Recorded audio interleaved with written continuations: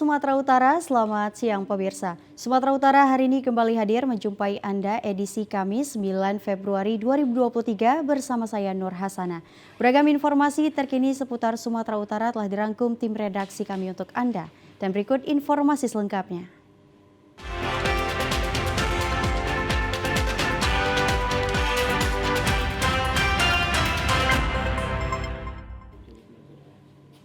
Pemirsa, Hari Pers Nasional 2023 menjadi momentum kehadiran jaringan media siber Indonesia mengalami peningkatan di tengah masyarakat dan siap melakukan verifikasi terwujudnya wartawan berkualitas. Media siber dituntut memberikan informasi yang akurat, bermanfaat bagi masyarakat dan memiliki pemberitaan yang berimbang. Dalam hal ini, jaringan media siber Indonesia bertanggung jawab melahirkan karya jurnalistik berkualitas, melahirkan informasi yang mampu membangun tatanan kehidupan masyarakat yang lebih baik. Keberadaan media siber yang telah memasuki 3 tahun di Hari Pers Nasional 2023 di Kota Medan merupakan sebagai ajang kebangkitan kemerdekaan pers di era digitalisasi saat ini.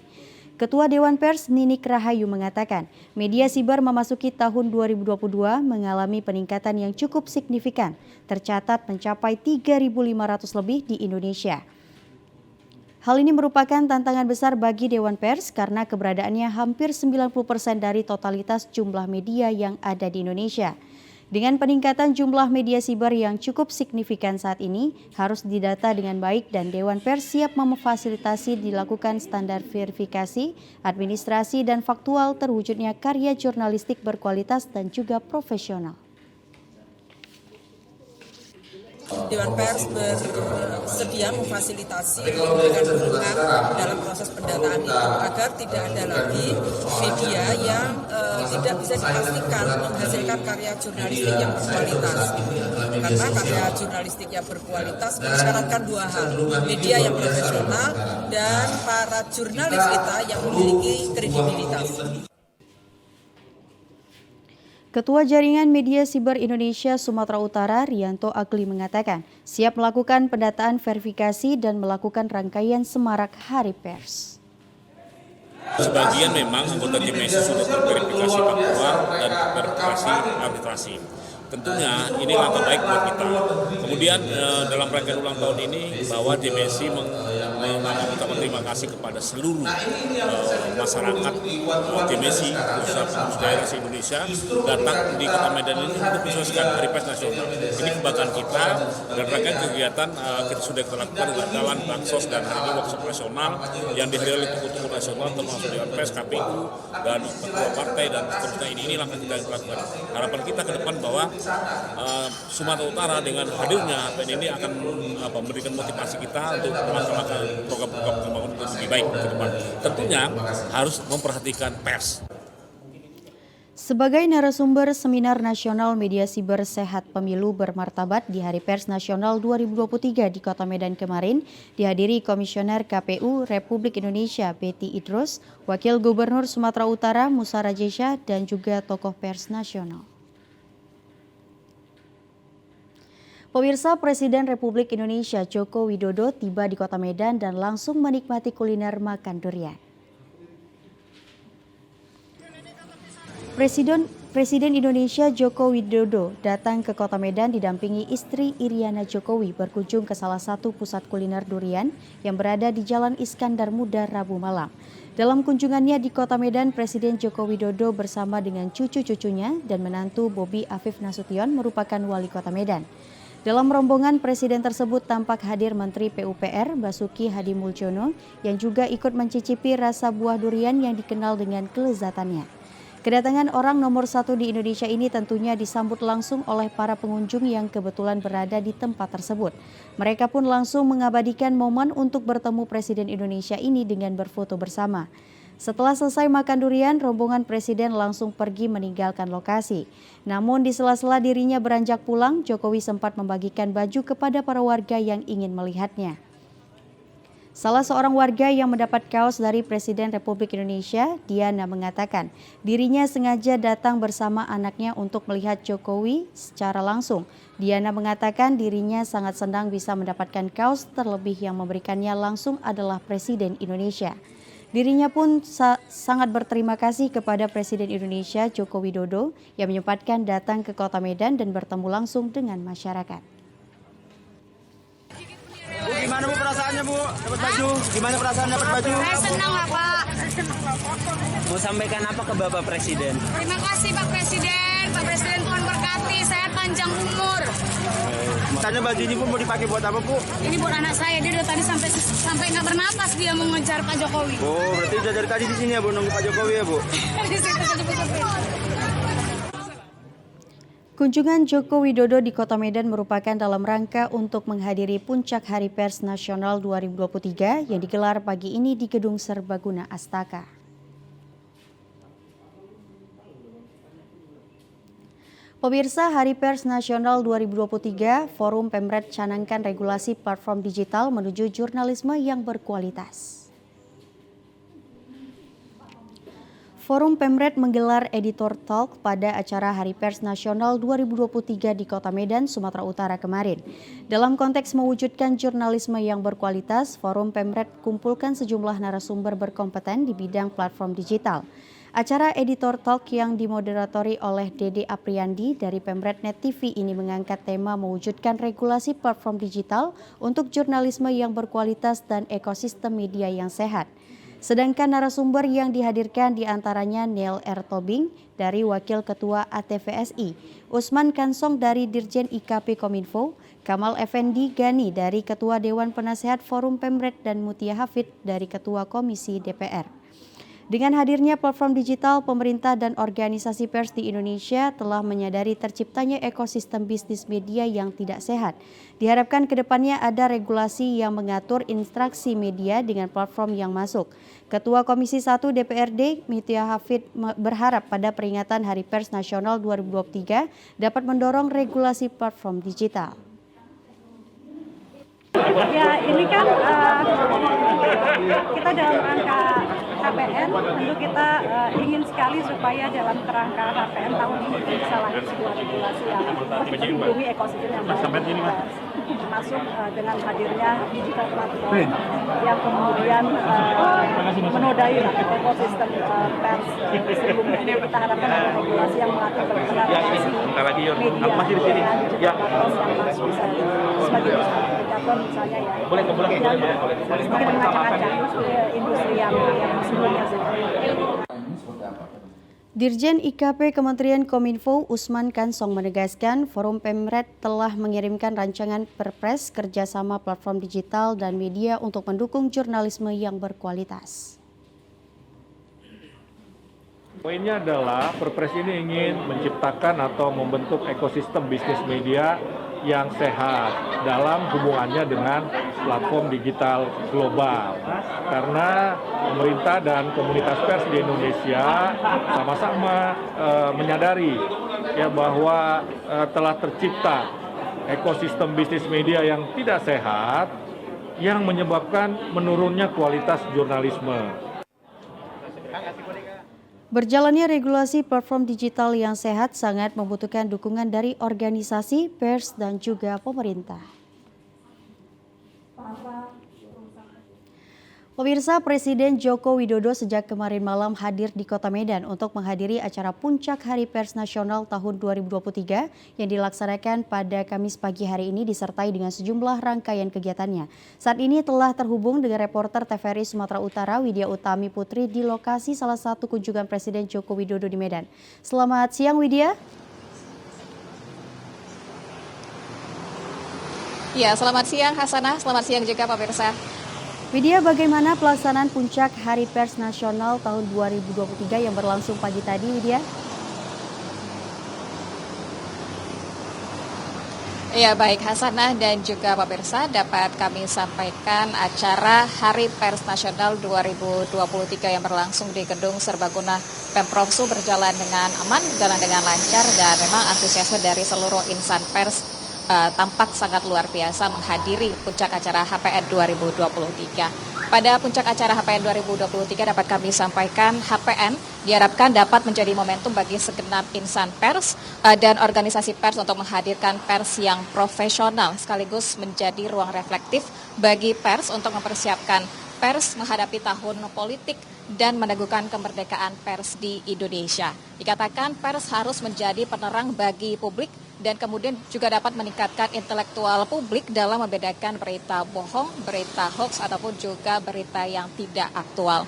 Momentum HPN mengingatkan semua pihak khususnya insan pers di tengah suasana kebebasan pers saat ini, hal yang penting adalah bagaimana kemudian insan pers dapat bertanggung jawab atas tugasnya dan bagaimana insan pers bertanggung jawab terhadap produk jurnalistik yang dihasilkan. Artinya kembali lagi pemberitaan yang dihasilkan haruslah pemberitaan yang telah dikonfirmasi kebenarannya berdasarkan etika jurnalistik.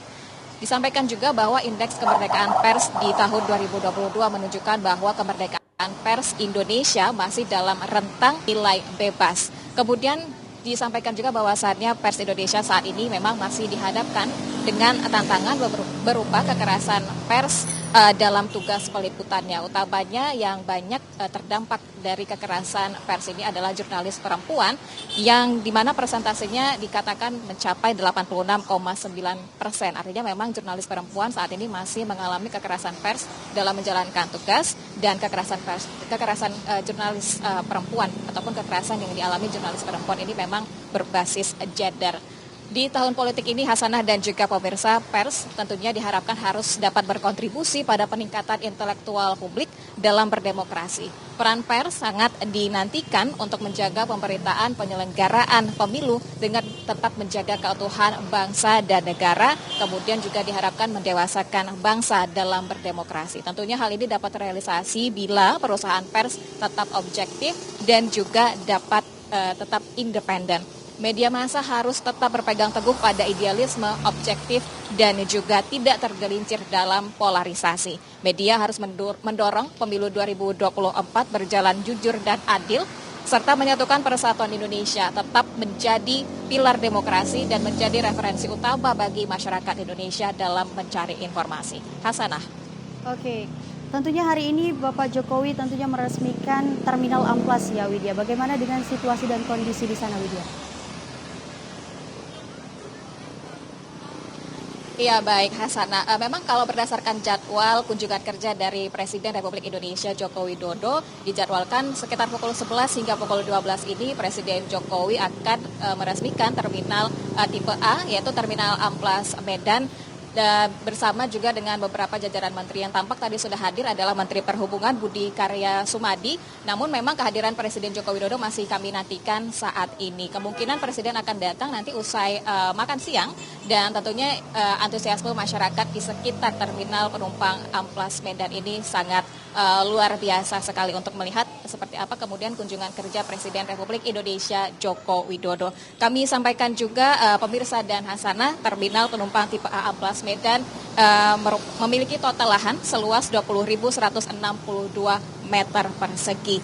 Dan revitalisasi terminal Amplas ini sudah dilakukan sejak tahun 2020 dan memang sudah selesai di tahun 2022 lalu. Revitalisasi Terminal Amplas ini menitik beratkan pada konsep mixed use, yaitu pengembangan terminal yang terintegrasi dengan pusat perbelanjaan, maksud kami pusat perekonomian seperti mall, hotel, dan juga lain sebagainya. Tentunya juga dengan menggunakan sistem pembelian tiket secara elektronik.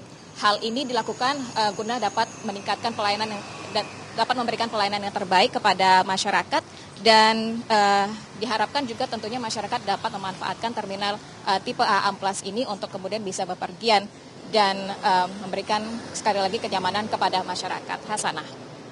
Baik, terima kasih atas laporannya Widya dan selamat bertugas kembali. Baik pemirsa, tentunya kami masih memiliki informasi lainnya. Untuk itu tetaplah bersama kami di Sumatera Utara hari ini.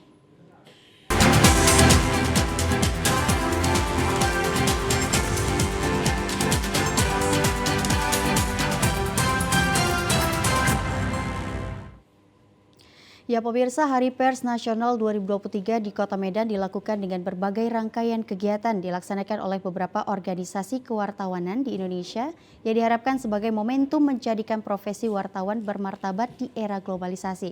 Untuk mengetahui seperti apa harapan dari peranan wartawan dalam menyampaikan informasi publik tentunya di Hari Pers Nasional 2023 ini di Kota Medan. Saat ini telah hadir di studio TVRI Sumatera Utara salah seorang akademisi dari salah satu perguruan tinggi Kota Medan, Bapak Syafruddin Pohan. Selamat siang Bapak. Selamat siang Hasanah. Ya. Alhamdulillah sehat Pak. Alhamdulillah sehat. Alhamdulillah Pak. Ini tentunya hari ini kita memperingati Hari Pers Nasional ya Pak, yang berlangsung mulai dari tanggal 7 hingga 12 Februari 2023 nanti. Dan hari ini adalah merupakan hari puncak Hari Pers Nasional ya, dengan datangnya Bapak Presiden Joko Widodo berkunjung di Kota Medan tentunya hari ini. Bagaimana nih Pak tanggapan Bapak tentunya mengenai kebebasan pers saat ini dibandingkan dengan perubahan zaman yang ada nih Pak? Ya, pertama-tama Nur Hasanah, sebelum masuk ke tema itu kita berkaitan saya secara menyampaikan kepada publik bahwa selamat bagi masyarakat Sumatera Utara tahun ini terpilih menjadi tuan rumah. Tuan rumah ya, benar sekali. Di Kota Medan. Ya, tentu ini satu penghargaan apalagi tentang Presiden Bapak Joko Widodo dan sejumlah praktisi dan berbagai macam yang mendukung dalam proses ini. Jadi terkait dengan pers yang bermartabat gitu ya, sebenarnya ketika kita sudah memilih demokrasi sebagai satu sistem ketatanegaraan kita, tentunya juga dunia pers, dunia media harus juga menyesuaikan dengan seperti itu. Itu setelah reformasi tahun 1998, kita sudah memilih itu sebagai satu jalan untuk mencapai tujuan ideal dari pers Indonesia. Di dalam Undang-Undang 40 tahun 99 tentang pers itu dikatakan bahwa pers ini, media ini mempunyai dua fungsi, yaitu satu sebagai lembaga ekonomi, yang kedua sebagai lembaga komunikasi massa. Jadi dia tidak bisa hanya untuk menjalankan fungsi komunikasi massa saja, misalnya untuk pemberitaan, penyampaian informasi, hiburan, tetapi juga dia harus bisa hidup. Di ekonominya juga harus maju. Betul ya, ya, bisa hidup, harus mengelola siaran itu.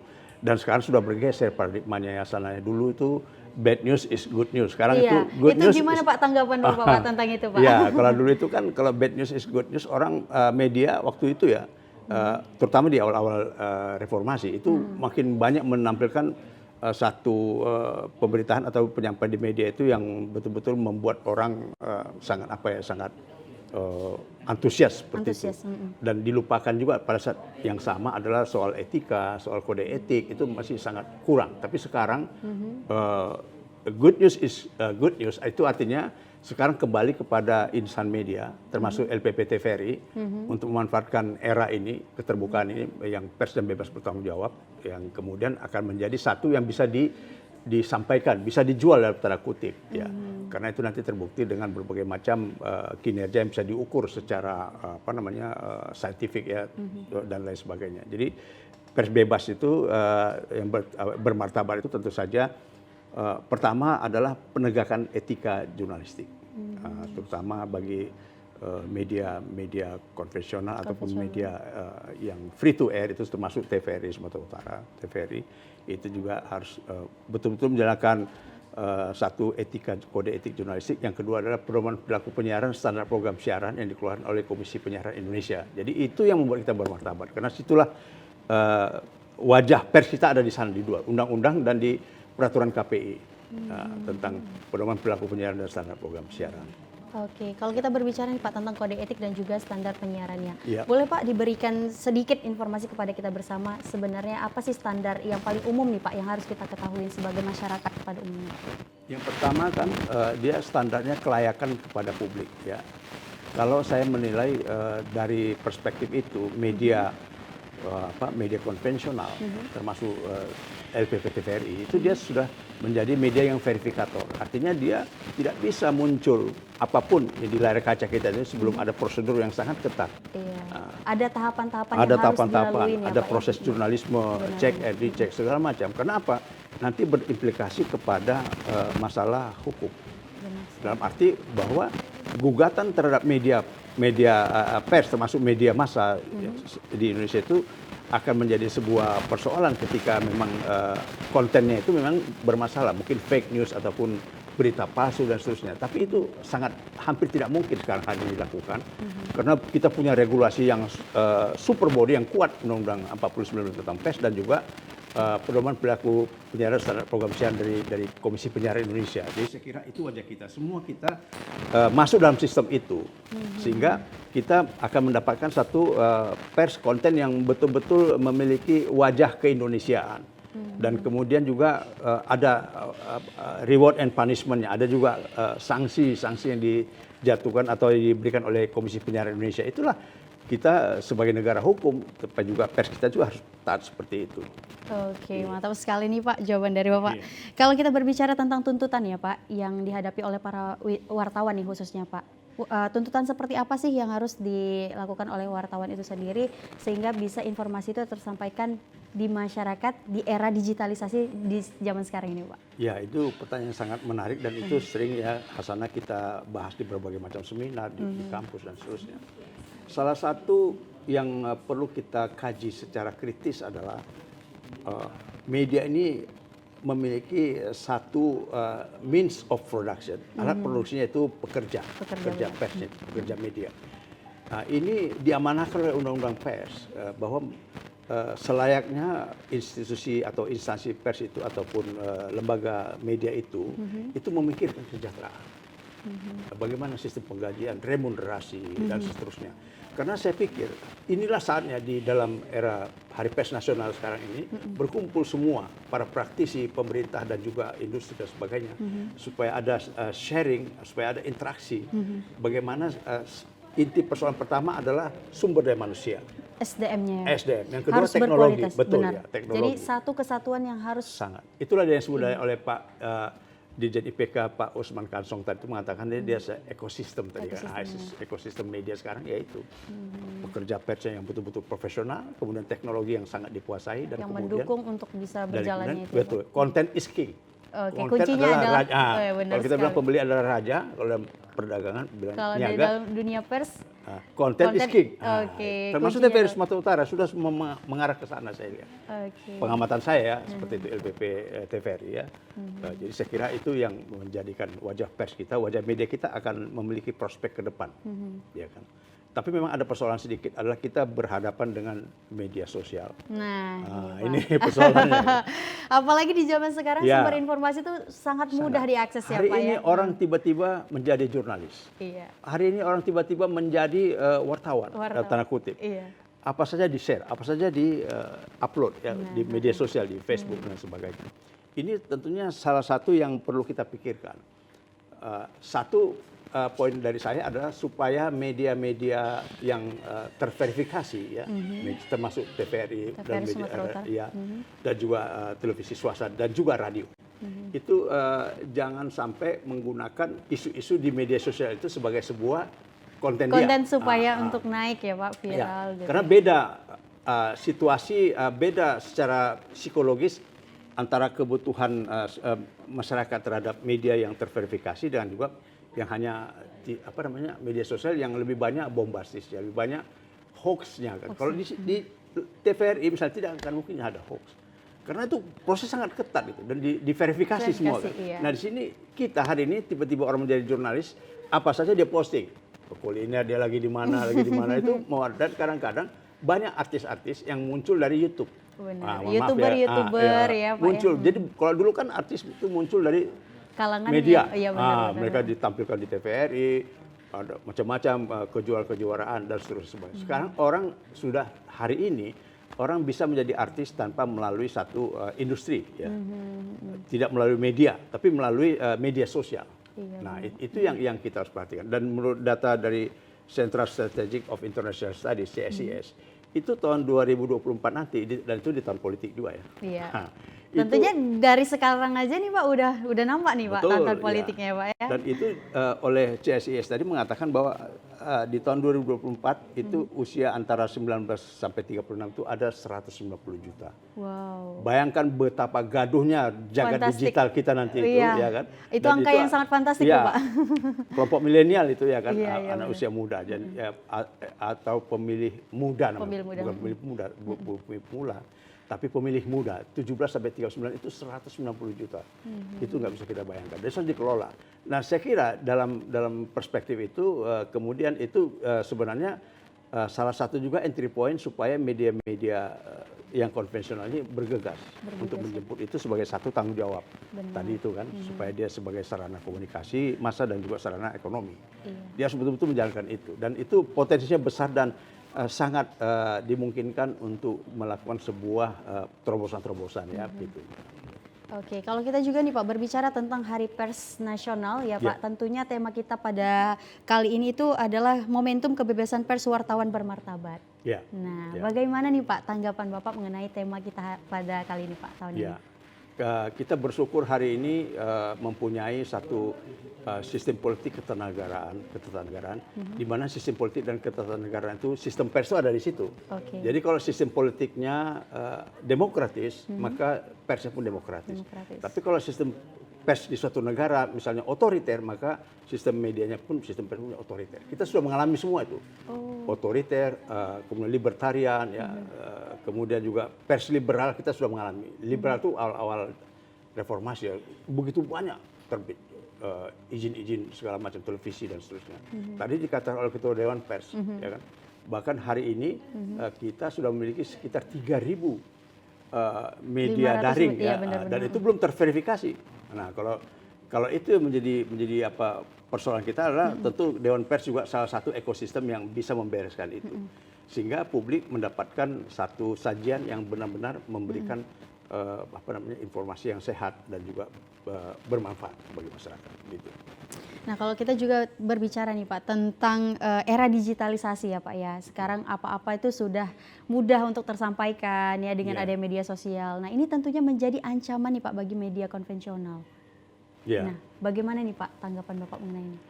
Ya, media sosial atau new media itu kan sebenarnya satu keniscayaan. Artinya memang kita berada pada satu kondisi seperti itu. Misalnya dalam pengamatan saya, contoh seperti TVRI Sumatera Utara, dia sudah punya akun YouTube dan lumayan banyak subscriber ya. Lumayan saya lihat itu. Dan satu peran yang dilakukan oleh pemberitaan termasuk Nurul Salah juga ada di sana.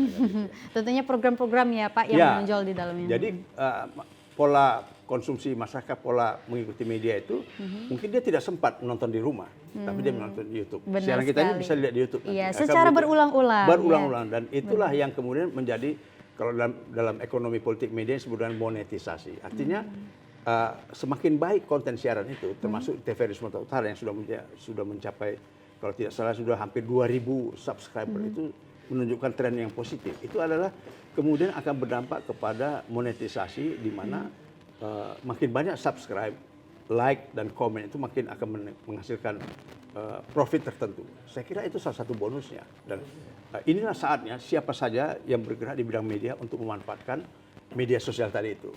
Tetapi persoalannya adalah yang kita pikirkan hari ini bagaimana media-media konvensional itu yang free to air termasuk TVRI Sumatera Utara dan TVRI keseluruhan sebagai lembaga penyiaran publik harus bisa juga menghadirkan siaran berkualitas, mungkin juga jaringannya penampilan konten dan juga tampilan layarnya. Betul, itu harus mendukung juga.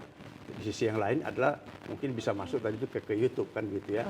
Dan hari ini sebenarnya Hasanah kita sudah berubah pola konsumsi media dan juga perilaku kita menghasilkan konten media. Kalau dulu disebut dengan istilah broadcasting.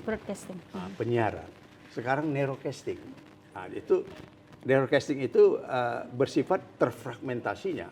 Jadi tadi tuh saya nonton TVRI sekarang bukan hanya melalui siaran yang ada di rumah, tapi bisa juga melalui YouTube. Itu namanya terfragmentasi. Jadi siaran TVRI bisa dinikmati di berbagai macam media.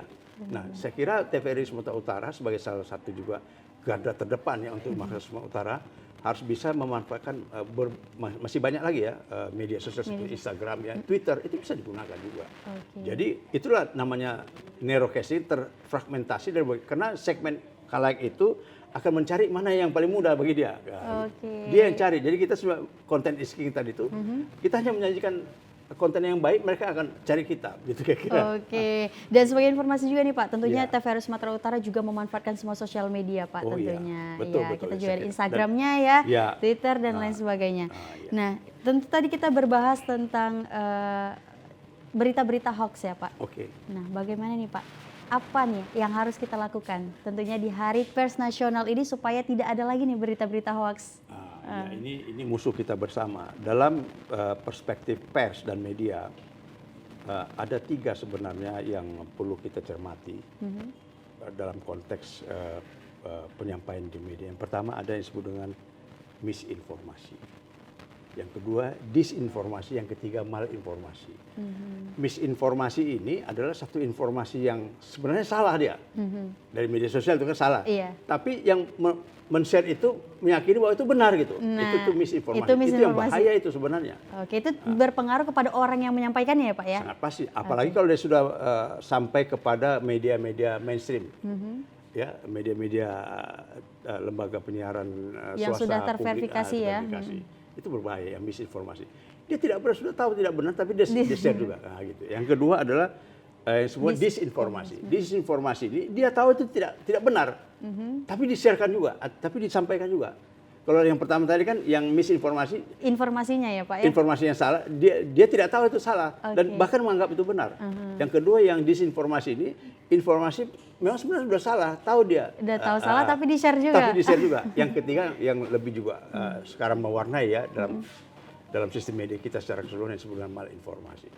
Malinformasi ini adalah informasinya benar. Beda dengan pertama yang kedua tadi dis dan misinformasi. Itu informasi memang salah ya Pak? Memang salah. Ini yang ketiga malinformasi dia benar. Tapi kebenaran itu, fakta-fakta itu dan sebagainya itu justru memelintir. Nah, itu bahaya juga. Justru bisa menjadikan pers yang intoleransi, pers yang tidak memiliki sebuah etika dan lain sebagainya. Jadi malinformasi itu juga salah satu yang saya kira di dalam Hari Pers Nasional itu mesti mendapat tempat, apalagi di tahun politik ya. Mulai dari 2023 ini sudah mulai itu. Ya, disinformasi, misinformasi dan malinformasi itu harus sama-sama lah kita jaga, termasuk insan pers dan insan akademis dari kami sendiri. Oke, luar biasa sekali Pak. Ini satu lagi nih ya Pak ya, boleh? Kita pengen tahu nih Pak, apa sih harapan Bapak mewakili bagi para wartawan nih khususnya Pak di Hari Pers Nasional tahun ini yang diselenggarakan khususnya di Kota Medan? Itu luar biasa ya, Hasanah, pertanyaan itu. Dan itu memiliki satu perspektif cara pandang ke depan ya. Jadi saya kira hari ini kan yang pertama indikatornya ekonomi kita mulai bergerak kan. Itu tidak bisa dipungkiri. Bapak Presiden datang sini meresmikan berbagai macam, itu kan karena ada ekonomi yang menggeliat. Benar sekali. Saya kira trickle down effects itu kemudian akan juga mengalir kepada sektor-sektor real, sektor-sektor kehidupan yang lain termasuk media. Jadi bagi pekerja pers, bagi profesional atau orang-orang yang berkecimpung di dunia pers, ya, terutama di Kota Medan, tingkat pertumbuhan ekonominya pun termasuk tinggi ya. Kalau kita lihat dibandingkan provinsi yang lainnya, ini memberikan indikasi bahwa dunia media itu di Kota Medan memiliki satu prospek yang cerah, termasuk juga bagaimana kita memanfaatkan kaum milenial ini untuk bisa menjadikan sebagai sumber-sumber informasi dan interaksi. Jadi TVRI Sumatera Utara misalnya lebih banyak membuat interaksi kepada para generasi muda itu supaya mereka rasa memilikinya akan tinggi, dan saya kira itu yang bisa ditingkatkan. Karena justru zaman sekarang generasi milenial ini memiliki ide-ide kreatif ya Pak, inovatif, Betul, ya. yang jauh selangkah lebih ke depan nih Pak. Ya, dan itu yang disebut dengan bonus demografi. Benar ya, sekali. bonus demografi itu adalah tidak semua negara memiliki bonus demografi. Tapi Indonesia bonus demografi dimulai tahun 2018 sampai 2035. Yaitu usia di antara tadi 17 sampai 39. Itu kita 68% itu. Seperti Gucci ya di tengah tuh yang buncitnya itu. Itu adalah Indonesia ya Pak ya? Indonesia sampai tahun 2035. Ini kalau kita manfaatkan dengan baik dan benar, termasuk juga regulator medianya, undang-undang dan seterusnya, kita memiliki satu kesamaan langkah ya, terutama di Kota Medan ini. Saya kira itu satu potensi yang sangat luar biasa. Oke, Ya, tapi sangat. jangan sampai kita salah mengaplikasikannya ya itu Pak ya? Jangan sampai disinformasi tadi Iya, kan, benar misinformasi dan malinformasi. Itu yang kita harapkan, jangan seperti itu ya. Iya, jadi ini pemahaman bagi kita bersama juga ya Pak Ya, ya. Kita betul. sebagai generasi muda harus bisa nih di bonus demografi yang akan berlangsung di tahun 2018 sampai 2035. Kita masih punya waktu yang waktu panjang nih. Jadi upgrade terus diri, masih bisa. wawasan Betul, dan ya. juga kompetisi yang ada sehingga kita bisa mencapai Pokoknya bonus kita- demografi itu yang berkualitas, Ya, bukan kita optimis sebaliknya. dan itu milik Optimis. kita ya, termasuk Oke. milik masyarakat Sumatera Utara dan Medan. Itu saya kira juga ya. Oke, luar biasa sekali nih Pak. Tentunya terima kasih Pak ya atas informasinya. Dan selamat juga Hari Pers Nasional Hari Pers untuk Nasional. TVRI, LPP TVRI Sumatera Utara. Oke, luar biasa sekali Pak. Dan tentunya pemirsa, kami masih memiliki informasi lainnya. Untuk itu tetaplah bersama kami di Sumatera Utara hari ini.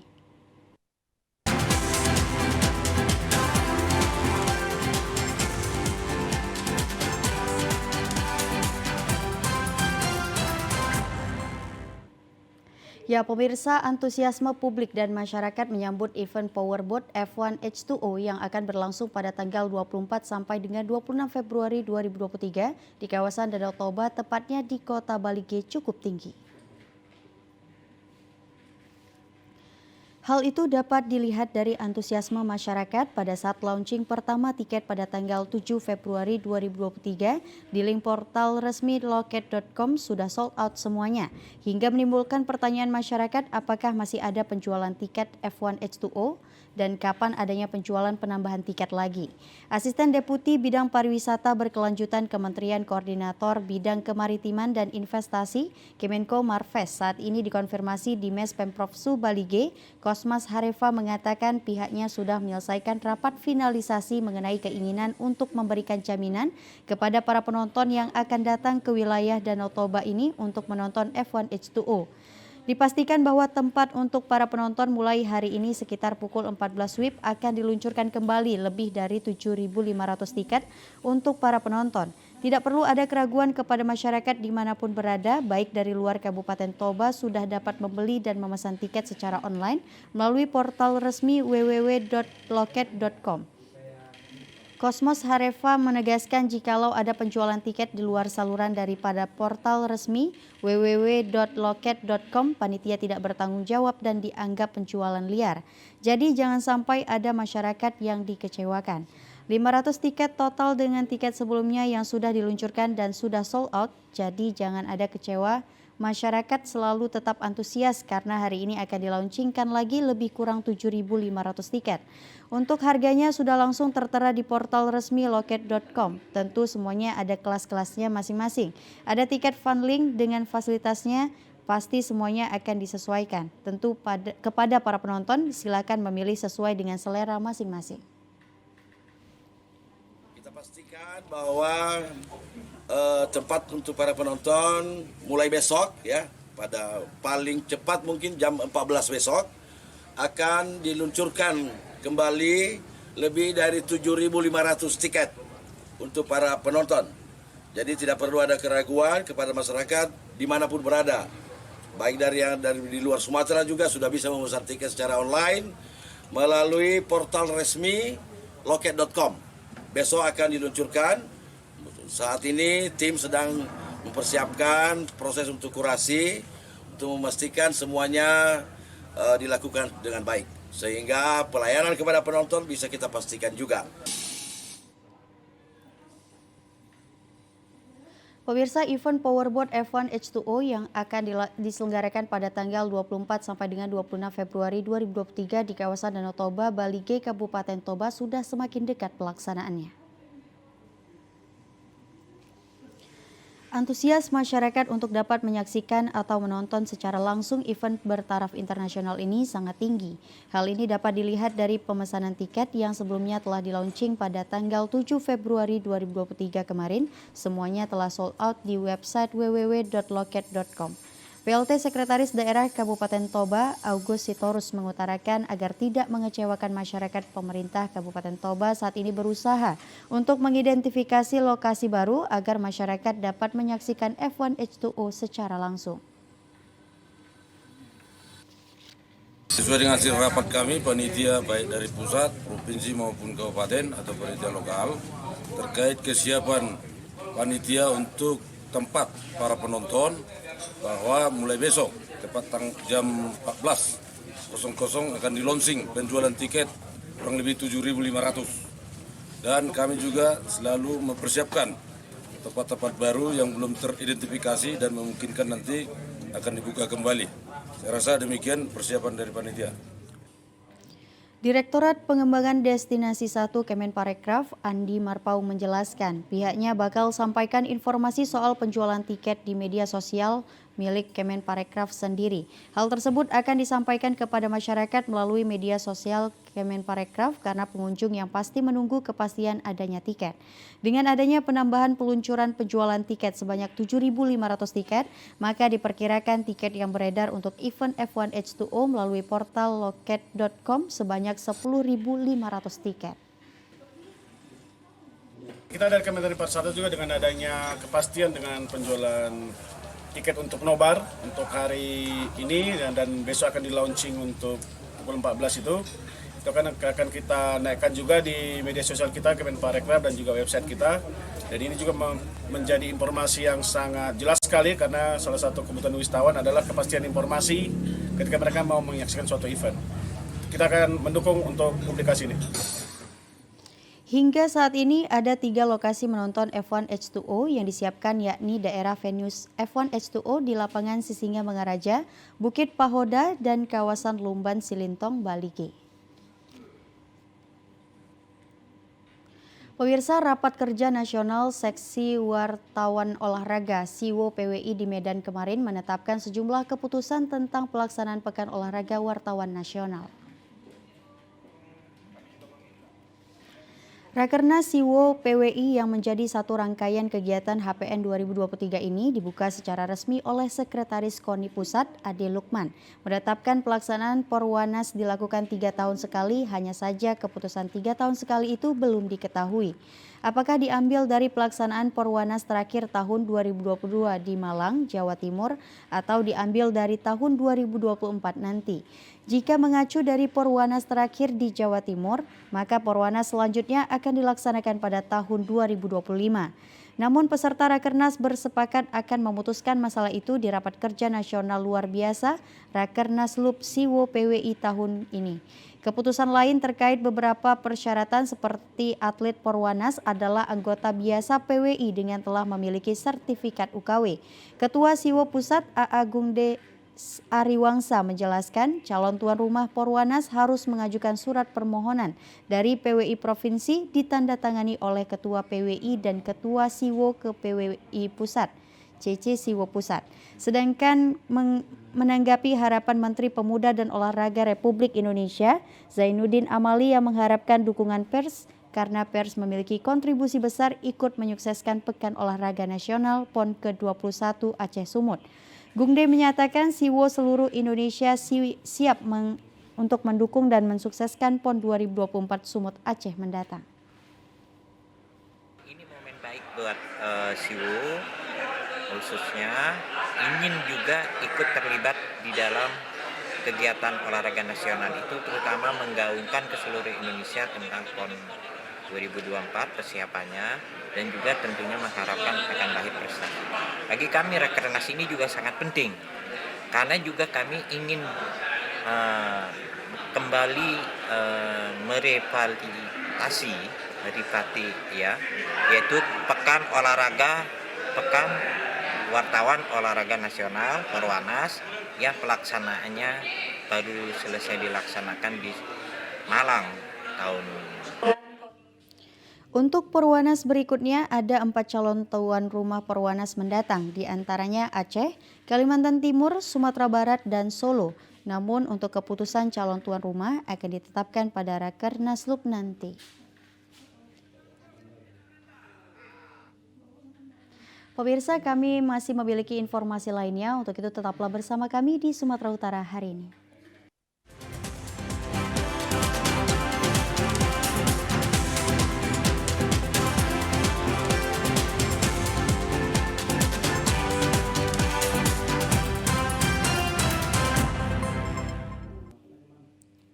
Pemirsa, Komisi Pemilihan Umum KPU Kabupaten Serdang Bedagai telah memastikan penataan daerah pemilihan dapil untuk pemilu 2024 dan dari hasil pendataan dan alokasi tersebut terdapat 5 daerah pemilihan serta 45 jumlah kursi. Pembagian dapil tersebut diatur dalam Undang-Undang Nomor 7 Tahun 2017 tentang Pemilu dan PKPU Nomor 6 Tahun 2022 tentang penataan dapil dan alokasi kursi anggota DPRD Kabupaten Kota dalam pemilu. Komisioner KPU Sergai Ardiansyah Hasibuan mengatakan penataan dapil dibagi menjadi 5 dapil dan pemilihan anggota legislatif Sergai memiliki 45 kursi. Pembagian kursi pada tiap dapil dilakukan berdasarkan pendataan dan pemetaan pemilih dengan jumlah penduduk sebanyak 669.746 jiwa. Ardiansyah menambahkan KPU akan mengumumkan alokasi dapil pada Kamis besok. Adapun dapil untuk pemilu tahun 2024 di Sergai yakni Dapil 1 meliputi Kecamatan Perbaungan dan Pantai Cermin dengan alokasi 11 kursi. Dapil 2 meliputi Kecamatan Teluk Mengkudu dan Tanjung Beringin dengan alokasi 6 kursi. Dapil 3 meliputi Kecamatan Pengajahan, Kecamatan Seirampah dan Kecamatan Seibamban dengan alokasi 10 kursi. Sedangkan Dapil 4 meliputi Kecamatan Serbajadi, Kecamatan Dolok Masihul, Kecamatan Bintang Bayu, Kecamatan Kotari, Kecamatan Silindak dan Kecamatan Sipispis dengan alokasi 10 kursi. Dan Dapil 5 meliputi Kecamatan Bandar Kalipah, Kecamatan Tebing Tinggi, Kecamatan Tebing Syah Bandar, dan Kecamatan Dolok Merawan dengan alokasi 8 kursi. Kecamatan Dolok Masihul, Kecamatan Kotari, Kecamatan Silindak, Kecamatan Serbajadi, dan Kecamatan Bintang Bayu ada 10 kursi. Dapil 5 terdiri dari Kecamatan Bandar Kalipah, Dolok Merawan, Kecamatan Tebing Tinggi, dan Kecamatan Tebing Sabandar ada 8 kursi. Jadi totalnya ada 45 kursi untuk DPRD Kabupaten Serdang Bedagai.